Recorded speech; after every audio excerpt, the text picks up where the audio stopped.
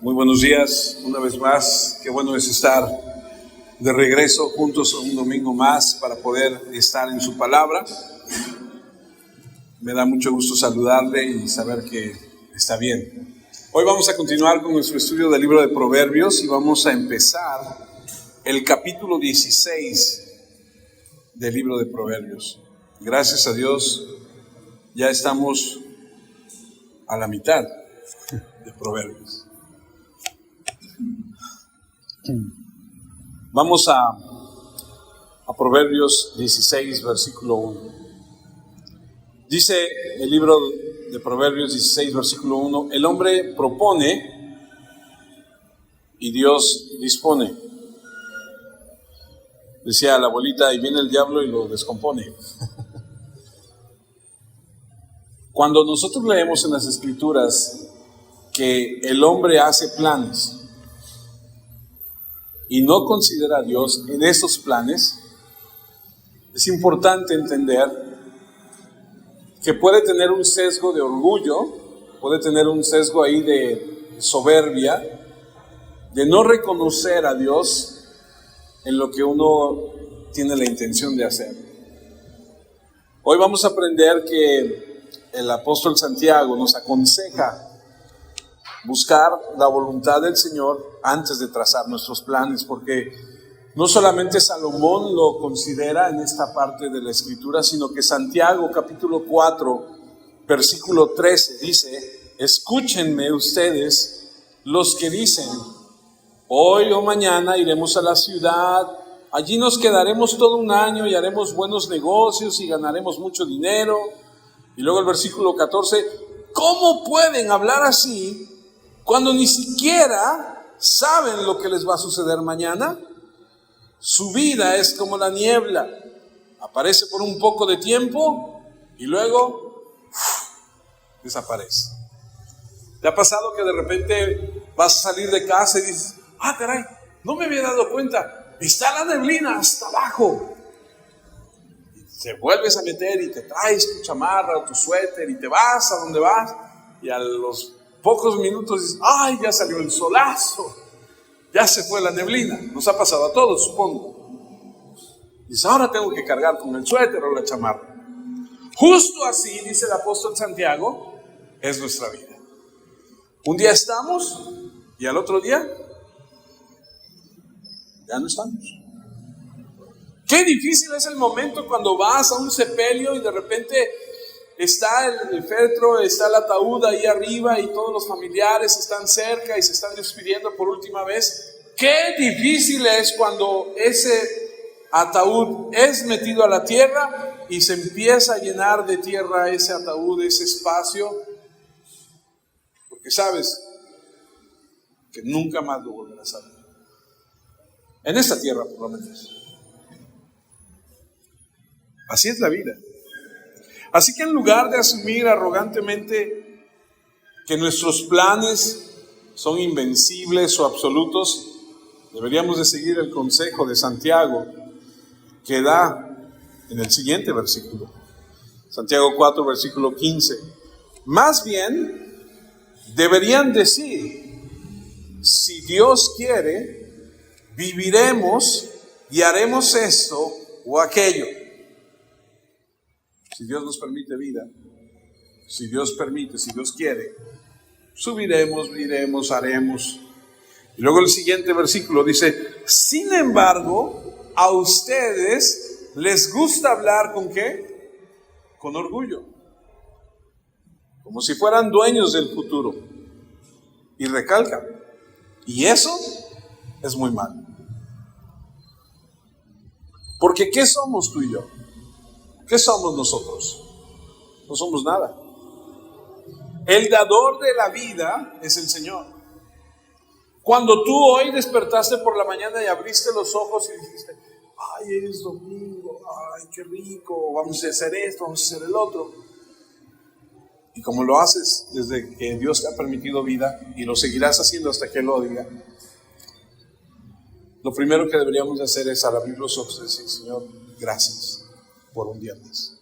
Ahora, ojo, no sé si a ti te pase, pero de repente yo me encuentro en eso y analizo y digo, no, Señor, pues no es así, ¿no? Porque de repente despierto y digo, Señor, muchas gracias por este día, gracias porque hoy podemos hacer eso. Asumo que voy a terminar el día. Asumo que voy a regresar a mi casa con mi esposa y con mi hijo y con mi suegra y voy a hacer porque digo, ya desperté, ya la hice. Pero la verdad es que no. La verdad es que muchos despiertan, salen y no regresan. Porque algo sucede, algo pasa en el día. Qué importante es que seamos prudentes al planificar. Qué importante es que planifiquemos adecuadamente, incluyendo reconocer la voluntad soberana de nuestro Dios, de reconocer que tenemos limitaciones y que no podemos estar absolutamente seguros de lo que sucederá mañana. Porque el mañana aún no llega. Porque lo único que tenemos en este momento es el presente. Proverbios 27:1 dice, no presumas hoy de lo que piensas hacer mañana. Nadie sabe lo que traerá el futuro.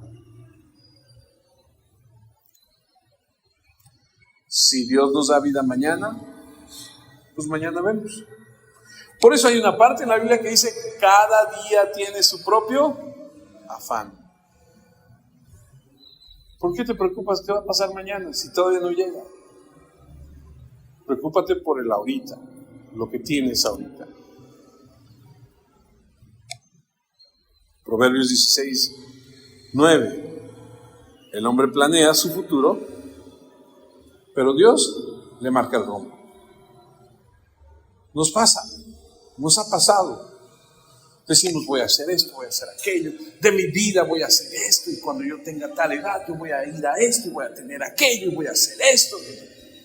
Y haces tus planes.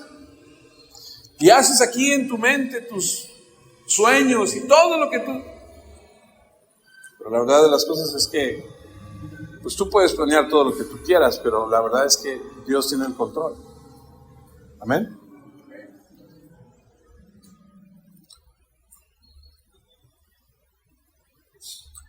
Dios, el otro día platicábamos, veníamos en el coche para la iglesia y veníamos platicando y les decía yo, Dios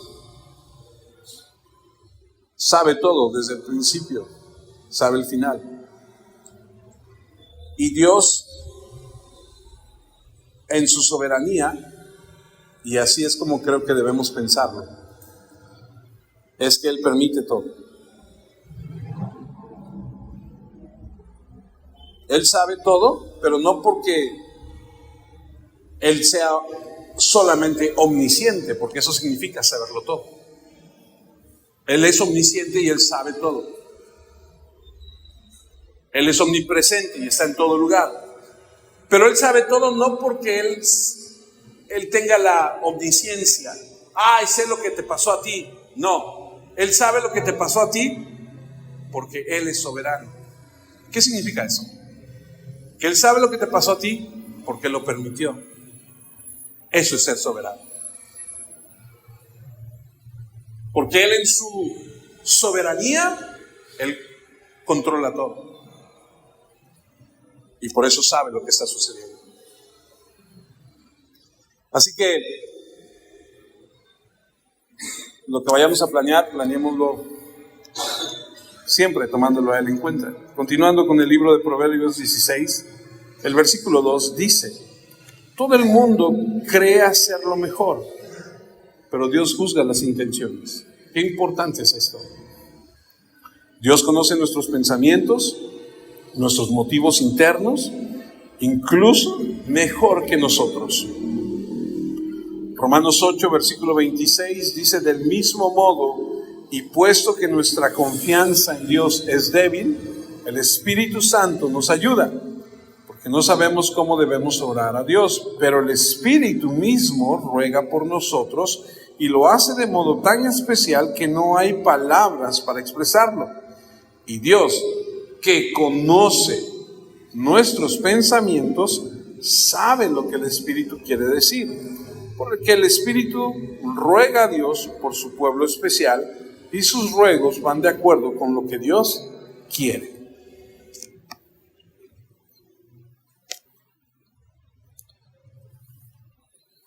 Ni siquiera a veces sabemos nosotros. Pensamos que lo que hacemos está bien, tenemos la intención y decimos, no, pues sí, pero la Biblia nos marca y nos enseña que creemos hacerlo mejor, pero Dios juzga las intenciones. Ay, es que esa no fue mi intención. Pues sí, pero Dios sabe realmente cuál fue la intención.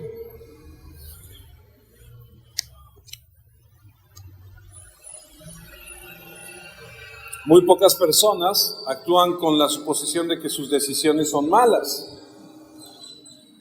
Algunas hacen exactamente eso, pero la mayoría tiene formas de justificar sus acciones, como les acabo de decir. Ay, es que no fue mi intención. Pues sí, pero sucedió, y el proceso de poner excusas para nuestras decisiones nos hace sentir como si fuéramos moralmente rectos, porque cuando tú te equivocas, lo primero que buscas es excusarte.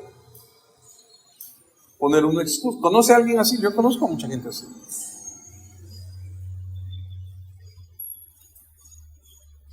Y quieren justificarse y quieren actuar como si fueran moralmente rectos. Sin embargo, esa autojustificación no es la medida final. 1 Corintios 4:4, y aunque no recuerdo haber hecho nada malo, escribe Pablo, eso no significa que yo esté del todo libre de culpa. Imagínense, el apóstol Pablo reconociendo, no he hecho nada malo, por lo menos eso creo, pero eso que yo crea no me justifica. Pero el único que tiene derecho a juzgarme es Dios. Podemos creer que nuestras acciones son correctas, pero el Señor examina nuestro corazón y sabe lo que motiva a nuestro corazón a hacer lo que hacemos.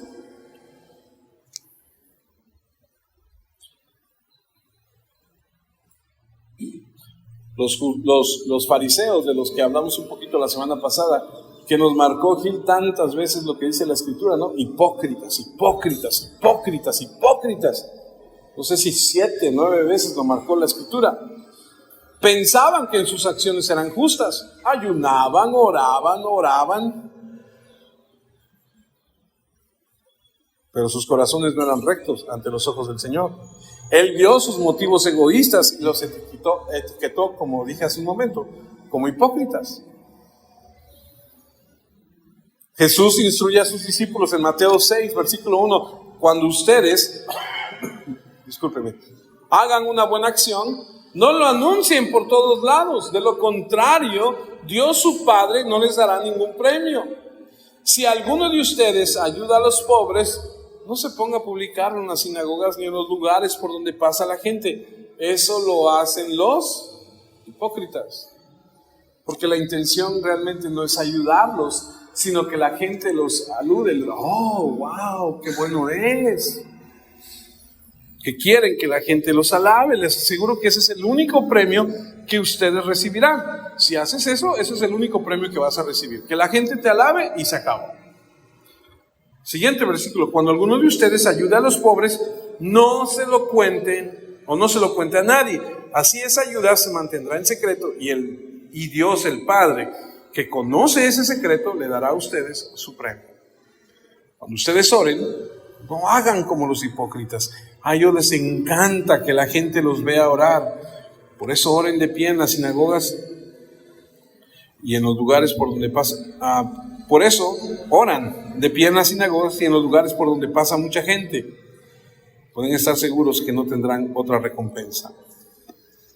O sea, se ponían en el día de plaza, ¿no? En el día de donde hay más gente. Imagínate ir al mercado donde está lleno de gente y que te pares ahí en medio del mercado y digas, oh Dios Padre poderoso, que la gente voltea a ver. Wow. Pues eso es lo único que vas a obtener. Eso es lo único, el reconocimiento. Y nos advierte hacer este tipo de cosas por razones equivocadas. Jesús condenó esa práctica de hacer show, de hacer espectáculo de eso. De que cuando le des a los necesitados, todo el mundo te vea, te admire y que quiera ser así como tú. La intención de lucirse ante los demás, de lucir deliberadamente para impresionar a los demás. Mateo capítulo 6, versículo 16. Dice, cuando ustedes ayunen, No pongan cara triste como hacen los hipócritas. A ellos les gusta que la gente sepa que están ayunando. Les aseguro que ese día, ese será el único premio que ellos recibirán. Oye, ven, vamos a echarnos un taquito. No estoy ayunando.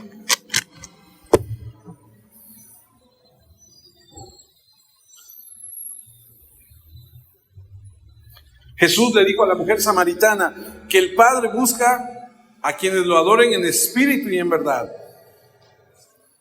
Una práctica externa de la religión no tiene valor a menos que sea motivada por el amor a Dios y haga de acuerdo a lo que la verdad de la palabra de Dios dice. Por eso no puedes aislarte. Por eso no puedes tú decir, ay no, yo aquí solo. No. Tú tienes que hacer lo que dice la Escritura. Buscar a Dios como dice la Escritura. Es Dios, no el hombre, quien es la medida perfecta de nuestra moralidad. Tú puedes decirme a mí y yo puedo decirte a ti muchas cosas. Pero quien sabe realmente el corazón es Dios. Primera de Samuel 16, versículo 7, nos enseña y dice, pero Dios le dijo a Samuel, no te fijes en su apariencia ni en su gran estatura. Este no es mi elegido. Yo no me fijo en las apariencias. Yo me fijo en el corazón. Hay un dicho, ¿no?, que dice, caras vemos, corazones no sabemos. Continuando con el libro, la enseñanza del libro de Proverbios, Proverbios 16, versículo 3, dice, deja en manos de Dios todo lo que haces, y tus proyectos se harán realidad. La mejor posibilidad de éxito se presenta cuando los planes están alineados con la verdad. Mira qué importante es que cuando tú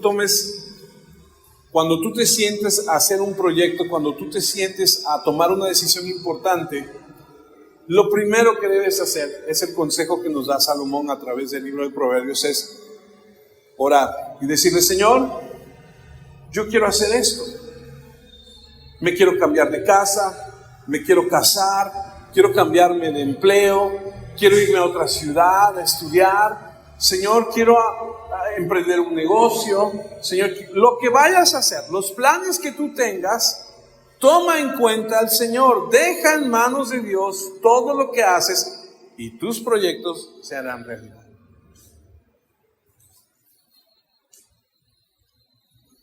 Qué importante es. Porque eso significa que te sometes a la voluntad de Dios y le dices, mira Señor, yo tengo el deseo en mi corazón de hacer esto, lo pongo en tus manos, ayúdame, bendíceme, ábreme puertas o ciérrame puertas. Pero no es de decir, Señor, yo quiero hacer esto, y hacerlo. No, es decir, Señor, aquí está, lo pongo en tus manos. Y si el Señor te dice, no es por ahí, entonces tú tienes la humildad, tú reconoces que tú ignoras las cosas, pero que Él las sabe y tú te sometes a Él.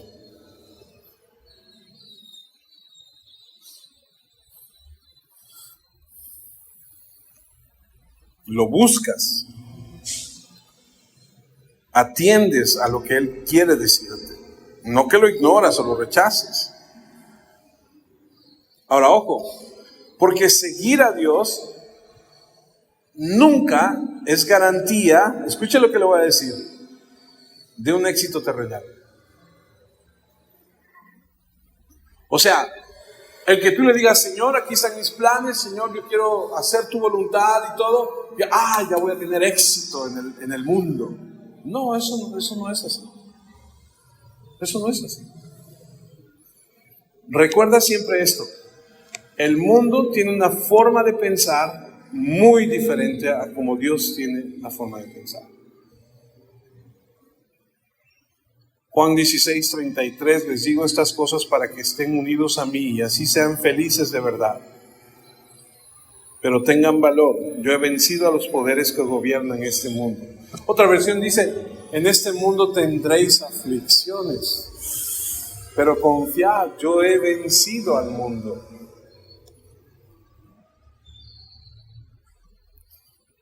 Actuar de acuerdo con la verdad y la bondad elimina muchos peligros de la vida. O sea, ¿tú quieres tener éxito? Yo no le voy a preguntar si quiere usted tener éxito, porque yo creo que todos queremos tener éxito. Y cuando digo tener éxito no quiere decir que seas el número uno, no.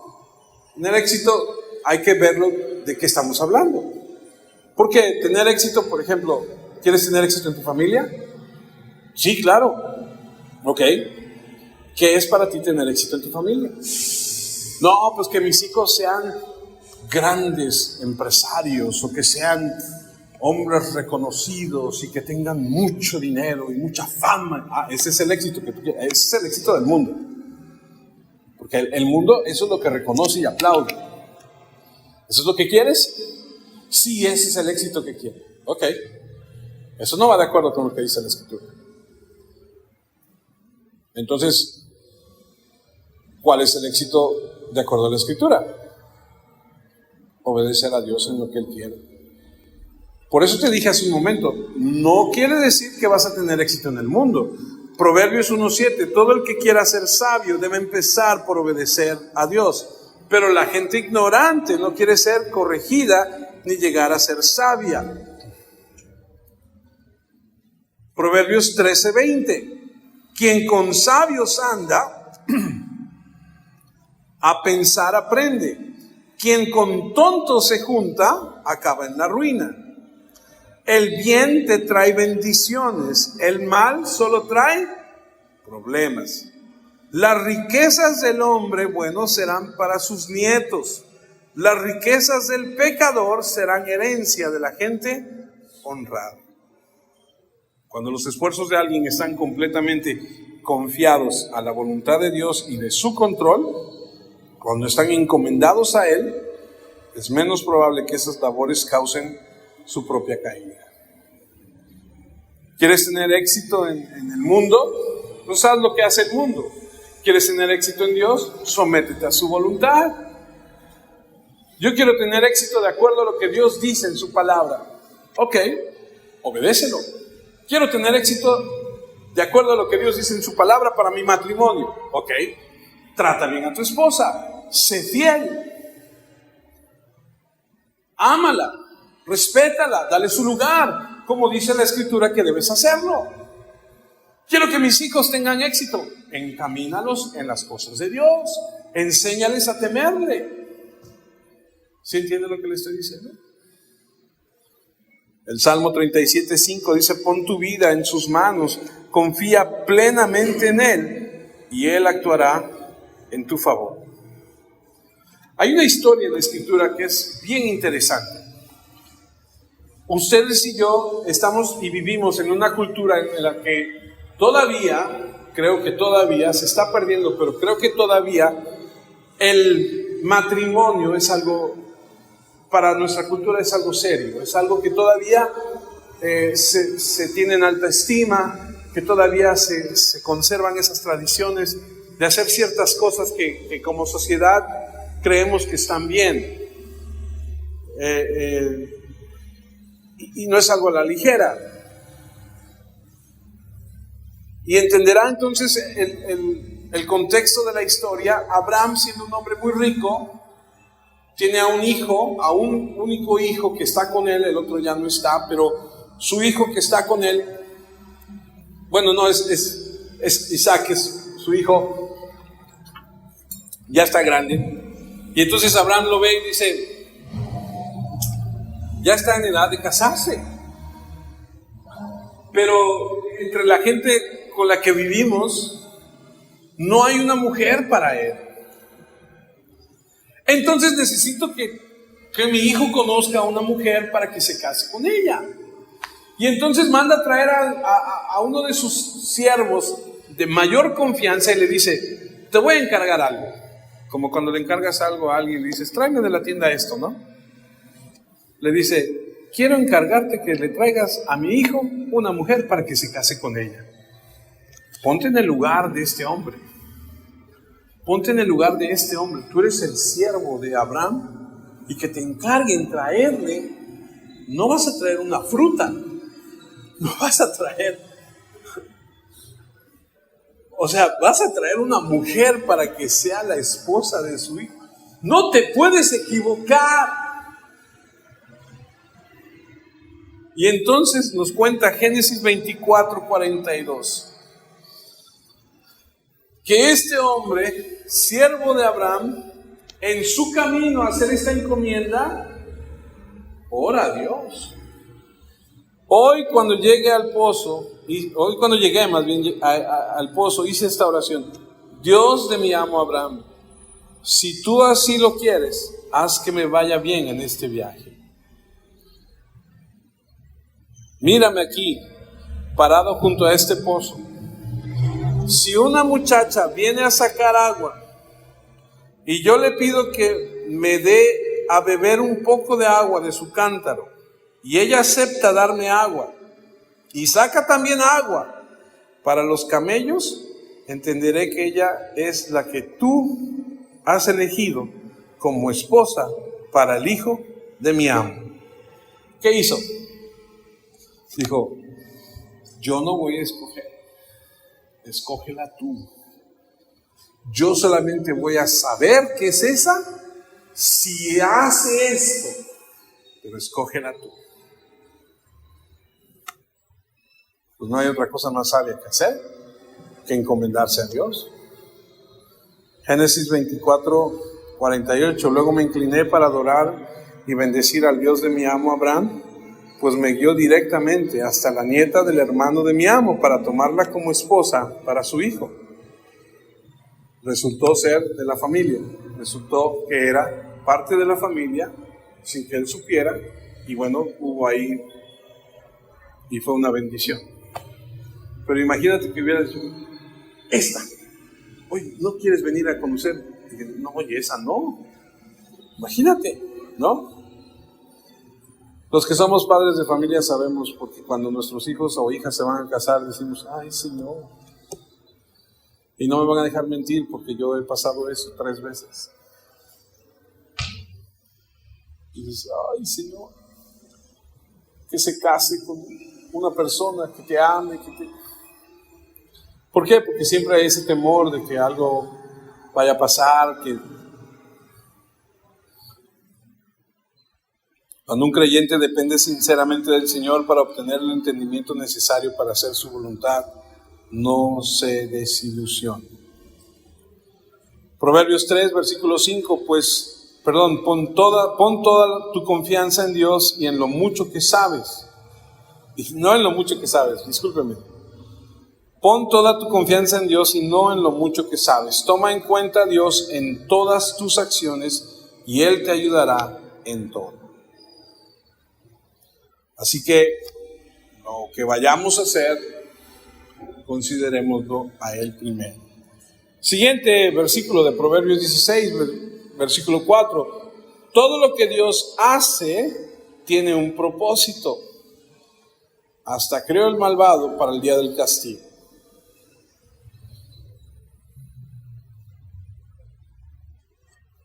¿No ha platicado alguna vez con alguien que, ¿y por qué si Dios es tan bueno?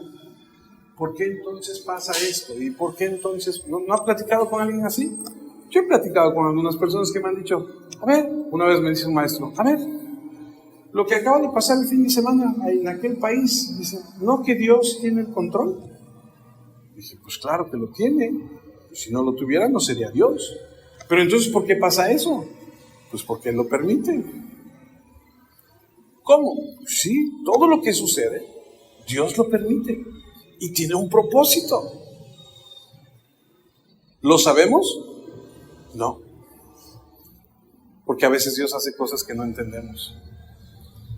Porque a veces decimos: ¿cómo es posible que Dios le haya dado otra oportunidad, haya salvado, haya perdonado, haya rescatado a esa persona que está frente al espejo de mí?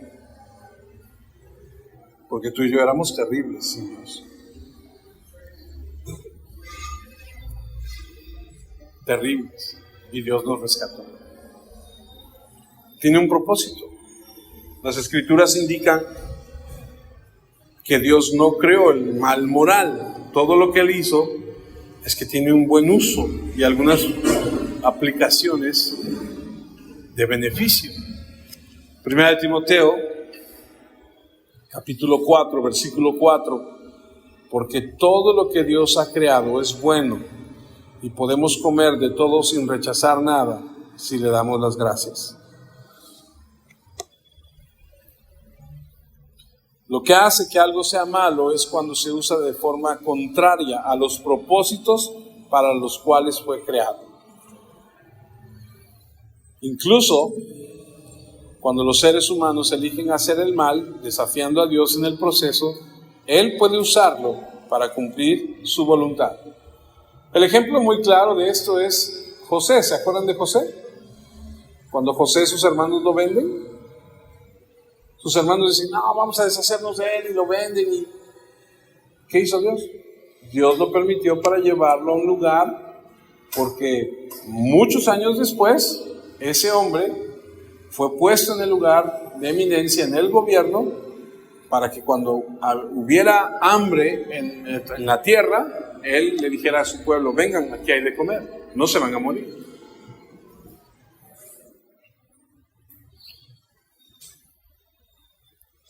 Así que Él puede hacerlo para cumplir su voluntad. La idea de que todo lo que Dios hace tiene algo bueno es desafiante.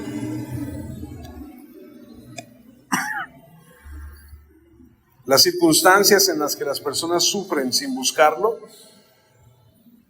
sobre sí mismas son difíciles de entender. Por ejemplo, cuando los padres de niños gravemente discapacitados o enfermos se enfrentan a una situación especialmente difícil, incluso uno puede consolarse sabiendo que el Señor tiene un propósito para esos niños.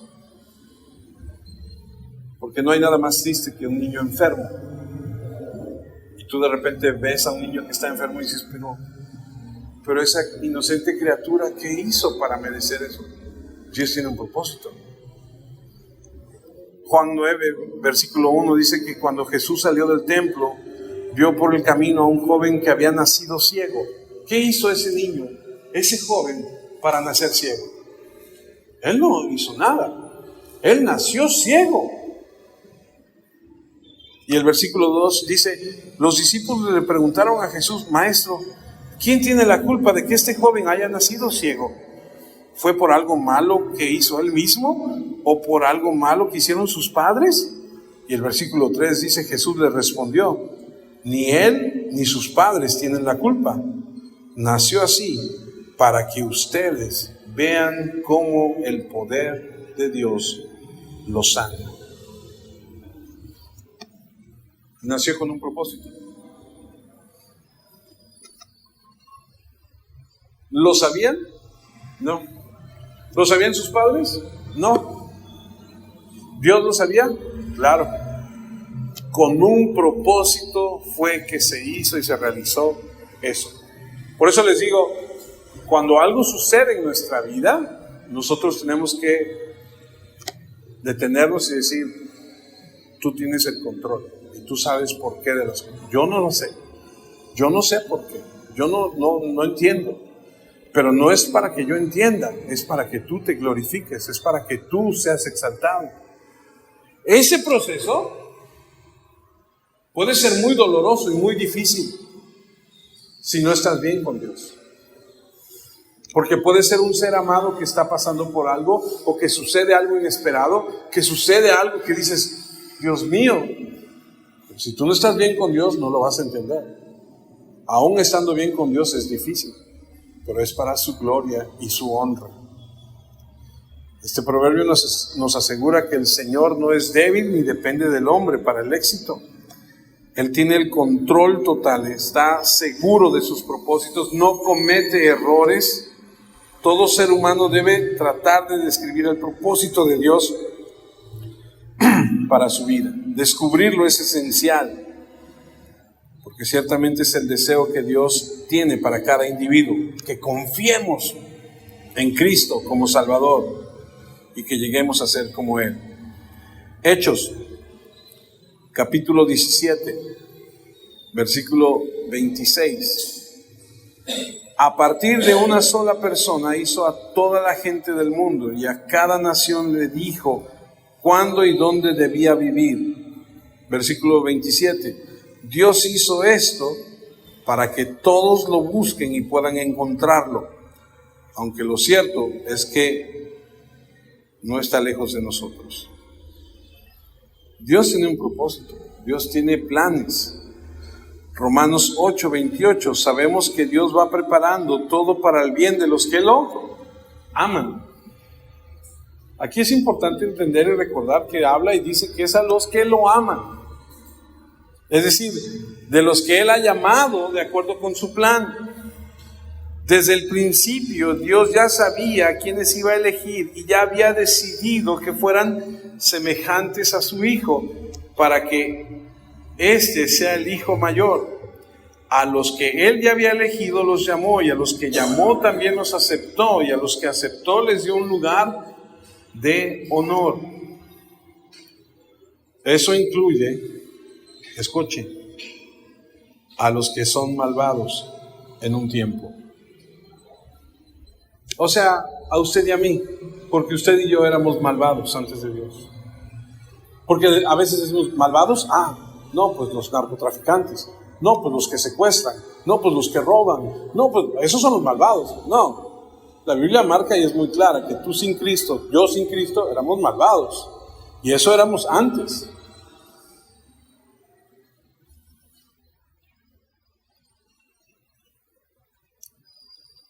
Vuelvo a leer Proverbios 16:4. Todo lo que Dios hace tiene un propósito. Hasta creó al malvado para el día del castigo.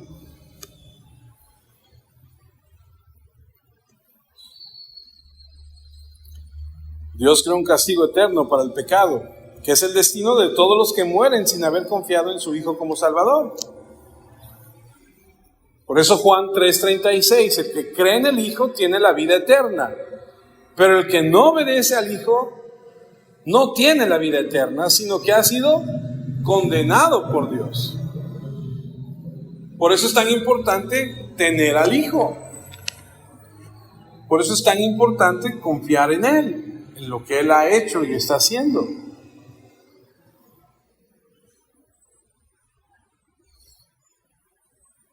Siguiente versículo, Proverbios 16.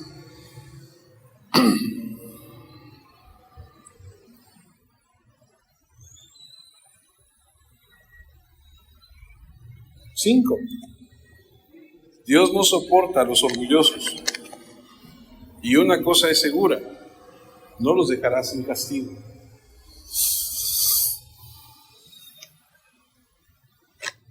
No tienes que responderme, es una pregunta que es a nivel personal y que tienes que analizar para ti solo. ¿Eres orgulloso? ¿Has sido orgulloso? Salomón señala que Dios tiene un desagrado especial por el pecado de la arrogancia.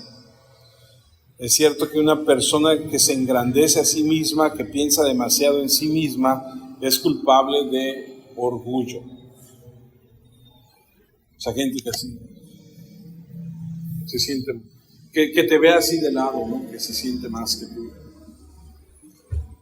Decía mi papá que escupe por un colmillo, ¿no? Así que se siente muy, ¿no? Proverbios 6, versículo 16. Hay 6 clases de gente y puede añadirse una más que Dios no puede soportar. La gente orgullosa encabeza la lista. Y nos podríamos quedar ahí.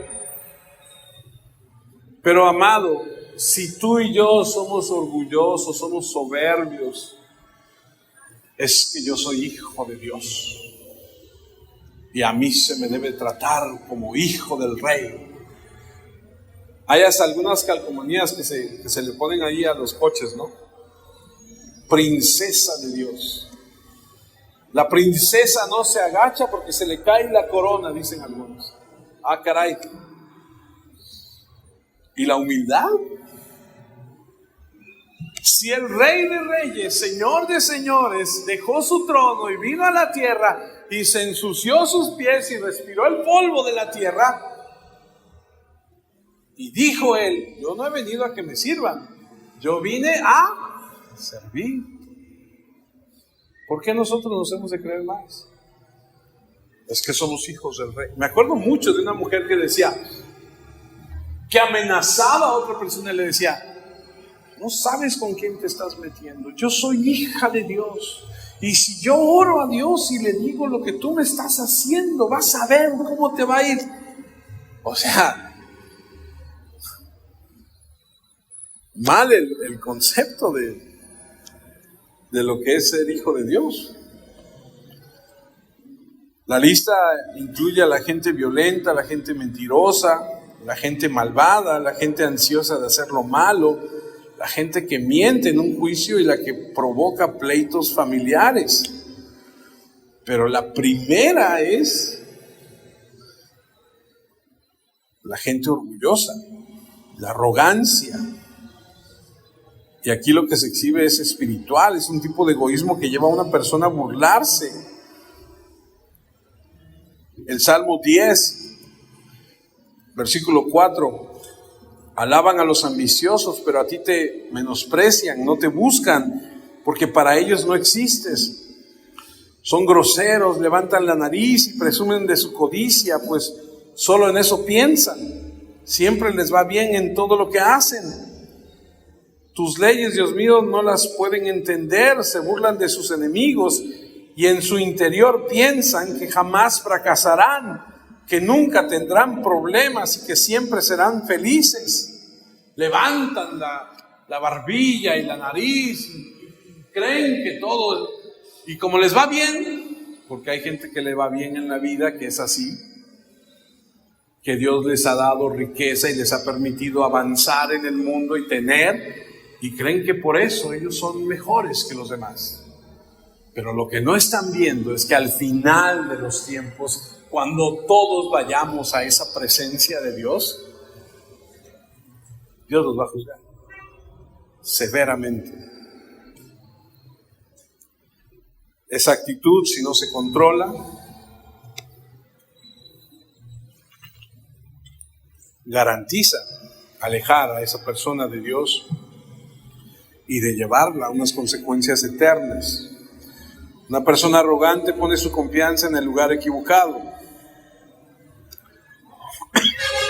En lugar de confiar en el Señor para la salvación, confía orgullosamente en su capacidad para salvarse a sí misma, en su superioridad. Siente que sus obras virtuosas son suficientes para ganar el cielo. ¿Cuánta gente no hay así? ¿Cuánta gente no conocemos así? Es como el fariseo cuya oración en el templo exudaba orgullo, ¿no? Yo no soy como este pecador. Agradeció a Dios alardeando de que era mejor que otros hombres. Lucas 18 nos lo cuenta. Puesto de pie, el fariseo oraba así: Dios, te doy gracias porque no soy como los demás hombres. Ellos son ladrones y malvados y engañan a sus esposas con otras mujeres. Tampoco soy como este cobrador de impuestos. Yo ayuno 2 veces por semana y doy la 10ª parte de todo lo que gano, presumiéndole a Dios. Imagínate, el versículo 14 de ese Lucas 18 dice: cuando terminó de contar esto, Jesús les dijo a aquellos hombres: les aseguro que cuando el cobrador de impuestos regresó a su casa, Dios ya lo había perdonado, pero al fariseo no. Porque los que se creen más importantes que los demás son menos valiosos para Dios. En cambio, los más importantes para Dios son los humildes. Efesios 2:8. Ustedes han sido salvados porque aceptaron el amor de Dios. Ninguno de ustedes se ganó la salvación, sino que Dios se la regaló. La salvación de ustedes no es el resultado de sus propios esfuerzos. Por eso nadie puede sentirse orgulloso.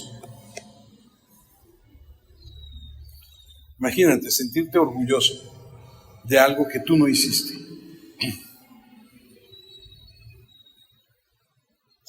Romanos 4:5. En cambio, Dios declara inocente al pecador, aunque el pecador no haya hecho nada para merecerlo, porque Dios le toma en cuenta su confianza en Él. Y gracias a Dios que así fue, porque tú y yo así estábamos. La Biblia dice que aun cuando éramos pecadores, Dios nos amó. ¿Qué hizo la diferencia? Que confiamos en Él, que Él nos dio esa capacidad de confiar en Él. Proverbios 16:6, continuando con el estudio del Proverbio 16. El pecado se perdona cuando se ama de verdad. Uno se aleja del mal cuando obedece a Dios. Salomón escribe acerca de la inevitabilidad del castigo para aquellos demasiado arrogantes para reconocer a Dios. La mejor manera de evitar las malas consecuencias es evitar las malas acciones. Vuelvo a leer este versículo que una y otra vez nos está llamando. Proverbios 1:7. Todo el que quiera ser sabio debe empezar por obedecer a Dios. Pero la gente ignorante no quiere ser corregida ni llegar a ser sabia. Es Dios quien, a través de su amor, de su fidelidad constante, nos muestra, nos enseña la maldad que hay en nosotros y nosotros debemos reaccionar a eso. Romanos 6:23. Quien solo vive para pecar recibirá como castigo la muerte, pero Dios nos regala la vida eterna por medio de Cristo Jesús, nuestro Señor. Siguiente proverbio, 16:7. Cuando Dios está contento con nuestro comportamiento, hasta con nuestros enemigos, nos hace vivir en paz.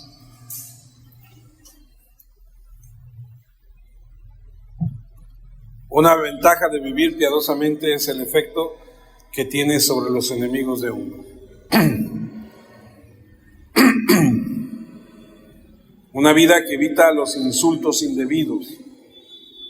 De repente por ahí te topas con personas que no les caes bien, personas que hablan mal de ti, personas que te critican, que te juzgan. No sé si le ha pasado, pero sucede. Pues no somos monedita de oro, ¿no? Para caerle bien a todos. De repente hay alguien que dice, oye, no, esa persona no, me cae muy mal y se cree muy. Bueno, hay gente que nos juzga y nos critica, pero siempre recuerda Proverbios 15:1, la respuesta amable calma el enojo, la respuesta grosera lo enciende más. Porque la verdad es que cuando tú te comportas de la manera que te tienes que comportar y no respondes igual que como te tratan y te responden, Dios te da gracia y te da favor. Entonces, cuando alguien te ataca y te dice algo y tú respondes bien, tranquilo, Dios está a favor de ti. Cuando alguien quiere vengarse, o cuando tú dices, ¡ay, yo me quiero! ¿Por qué pasa? A veces nos hacen algo y dices, ¡ay, Señor! Porque somos carne. Romanos 12:19, queridos hermanos, no busquen la venganza, sino dejen que Dios se encargue de castigar a los malvados, pues en la Biblia dice pues en la Biblia Dios dice, a mí me toca vengarme. Yo le daré a cada cual su merecido.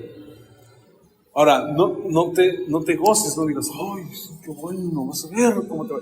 No. Déjalo en manos de Dios, deja que Dios tome el control, deja que Dios actúe. Tú pide misericordia para otros.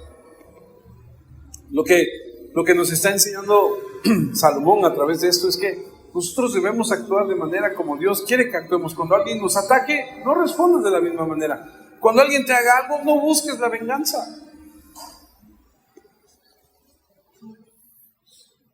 Lucas 6:35 dice, amen a sus enemigos, hagan el bien y presten sin esperar nada a cambio. Si lo hacen, el Dios Altísimo les dará un gran premio y serán sus hijos. Dios es bueno hasta con la gente mala y desagradecida. Y lo vemos todos los días. El sol sale para todos, llueve para todos. Imagínate que nada más saliera el sol para los buenos. Los malos se congelan. Que lloviera nada más en las parcelas de los buenos. No habría cosecha para los malos. Pero Dios en su gracia común, en su gracia para todos, dice, ahí está para todos. Eso sí, va a venir un día donde los voy a llevar a cuentas y me van a tener que dar cuentas.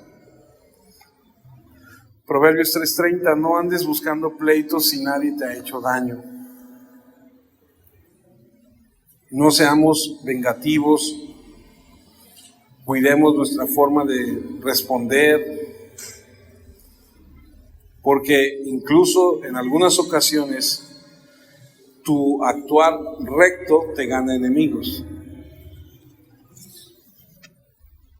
Esto me tocó en algún momento vivirlo, porque cuando te encomiendan hacer algo y hay un grupo de personas con las que tú tienes que trabajar y tú dices, vamos a hacerlo de esta forma, mucha gente no le gusta. Lo vivimos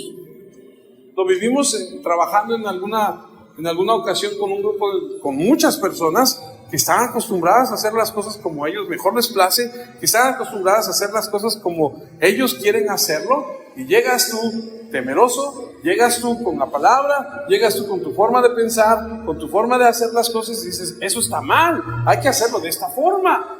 Y por hacerlo de la manera correcta la gente te odia, la gente te recrimina, la gente te critica, la gente te dice, la gente te ataca. Y tú dices, ay, no, mejor me alineo. No, que Dios te dé su gracia y su favor. Pero tú no quieras vengarte, pero tú no contestes igual, pero tú no andes buscando pleitos. Vive rectamente.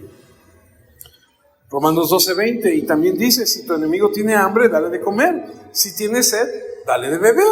Así harás que le arda la cara de vergüenza. ¿Por qué? Porque tú no eres igual que él, o no deberías de ser igual que él. No digas, ¿tienes sed? Qué bueno, muérete de sed. No nos manda eso. 1 Timoteo 2:1, en primer lugar recomiendo orar por todo el mundo, dando gracias a Dios por todos y pidiéndole que les muestre su bondad y los ayude. Recomiendo que se ore por los gobernantes y por todas las autoridades. No, es que a mí no me cae bien ese porque yo soy de tal color. Pues no te está diciendo eso. Te está diciendo que ores por las autoridades, te está diciendo que ores por los gobernantes, te está diciendo que lo hagas. Para que podamos vivir en paz y tranquilos, obedeciendo a Dios y llevándonos bien con los demás.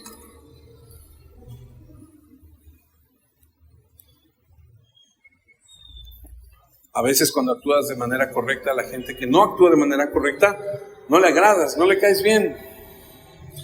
Segunda de Timoteo 3:12, bien sabemos que todo el que desee vivir obedeciendo a Jesucristo será maltratado. Te van a juzgar porque tú no dices groserías, porque tú no mientes, porque tú no robas, porque tú no extorsionas, porque tú no... Primera de Pedro 4:4, pero como ustedes ya se juntan con ellos, ahora ellos hablan mal de ustedes. Como ya no te juntas con ellos, no sé si te ha pasado, ya no te juntas con ese tipo de personas, ya no haces lo que ellos hacen, ya no hablas como ellos, te juzgan, hablan mal de ti. Hoy sí, te sientes mucho, ay sí, tú esto, ay sí, y nos dicen un montón de cosas.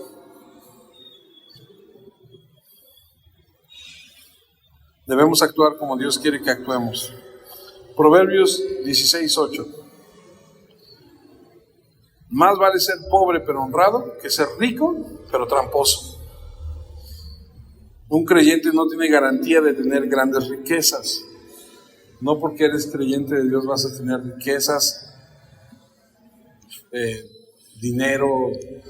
O sea, si Dios te lo concede, qué bueno. Y si te lo concede, créeme que es es tener bien los pies sobre la tierra, porque la riqueza que Dios le da a una persona cristiana no es para su beneficio, no es para echarse a la hamaca y decir, ay, ya. Aquel rico que hizo graneros más grandes y que le dijo a su alma, ya reposa porque tenemos mucho. Dios le dijo, hoy vienen a pedirte tu alma. ¿Y qué has hecho? ¿Qué vas? No se trata de eso.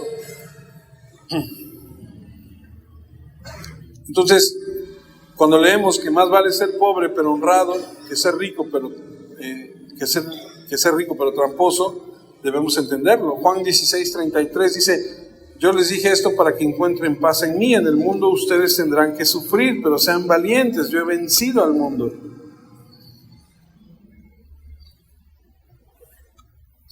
Mateo 6:19, no guarden tesoros para ustedes aquí en la tierra, donde la polilla y el óxido los dañará y donde los ladrones entran a robárselos. Cada vez que leo esto no puedo evitar pensar en un saco que me compré,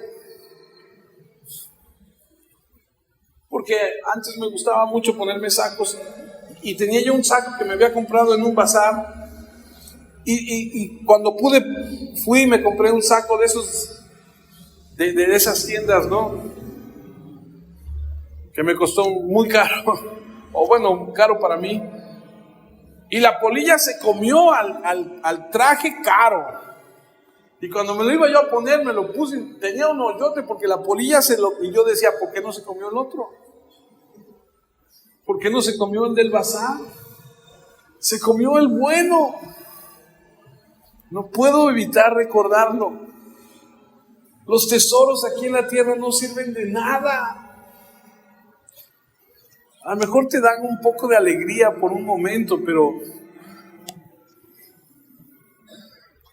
Mateo 8:20, entonces Jesús le dijo, las zorras tienen sus madrigueras y las aves tienen sus nidos, pero el Hijo del Hombre no tiene un lugar donde descansar la cabeza. Más vale ser pobre pero honrado que ser rico pero tramposo.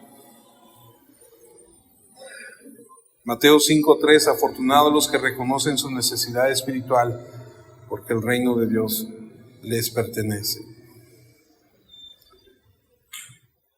Mateo 5:5, afortunados los que son humildes, porque la tierra que Dios prometió será de ellos. Y no está diciendo humildes de que digas, ay, qué humilde es, no tiene ni para comer. No, no es eso. Porque hay gente que no tiene para comer, pero es bien soberbia y es bien orgullosa. No, está haciendo énfasis en poder reconocer, en ser humilde de reconocer, de someterse. Segunda de Corintios 8:9. Ustedes conocen el generoso amor de nuestro Señor Jesucristo, quien siendo rico se hizo pobre por ustedes, para que por medio de su pobreza ustedes se hicieran ricos. Y otra vez, habla de una riqueza espiritual, habla de una riqueza no de dinero, sino de paz, de amor, de seguridad, de gozo. Primera de Timoteo 6:6, es verdad que dedicarse a Dios es una manera de ganar mucho, pero en el sentido de vivir contento cada uno con lo que tiene. Ahí está, no es dinero. Luego le digo a las personas que conozco, yo soy pastor. Ah, no, soy pastor. No, los pastores tienen mucho dinero. Pues, porque tienen esa mentalidad. Y la verdad es que algunos sí tienen mucho dinero, pero este pastor no. Y no estamos hablando de la bendición económica, ¿no? Sino de la bendición, como dice ahí, de vivir en paz, de vivir en ese punto en el que Dios quiere que vivamos. Marco 8:36, de nada vale tener todo el mundo y perder la vida. Todos los que se enriquecieron por medios inmorales serán castigados por el Señor. porque ni su dinero, ni su fama, ni sus autos, ni sus posesiones desbordantes los van a ayudar para nada. Eso solamente dura aquí en la vida. No ofrecen absolutamente ninguna defensa en el día del juicio. Y termino con esto. Proverbios 15:16. Es mejor ser pobre y respetar al Señor que ser rico y llenarse de preocupaciones. Vamos a terminar ahí, vamos a dejarlo ahí. Tenemos todavía mucho que decir, pero es mejor quedarnos con esto. Y si Dios nos da vida y nos permite, la próxima semana continuamos. ¿Está bien? Vamos a orar. Incline su rostro. Oremos. Dios Padre, te damos muchas gracias por darnos la oportunidad de estar en tu palabra, de estudiarla, de analizarla. Te agradecemos, Padre, porque tú siempre eres bueno, siempre eres justo y siempre eres leal. Gracias porque cuando nos das tu palabra, nos confrontas, nos enseñas, nos llevas a vivir una situación de pensar, de analizar lo que estamos haciendo, lo que no estamos haciendo, y queremos agradecerte por ello. Bendito Rey, queremos pedirte que nos ayudes a crecer, a madurar, a atesorar tu palabra en nuestra vida y en nuestro corazón, de tal forma que podamos, Señor, vivir agradándote en todo tiempo. Muchas gracias por un día más en tu palabra. Bendice a los hermanos y ayúdales, Señor, a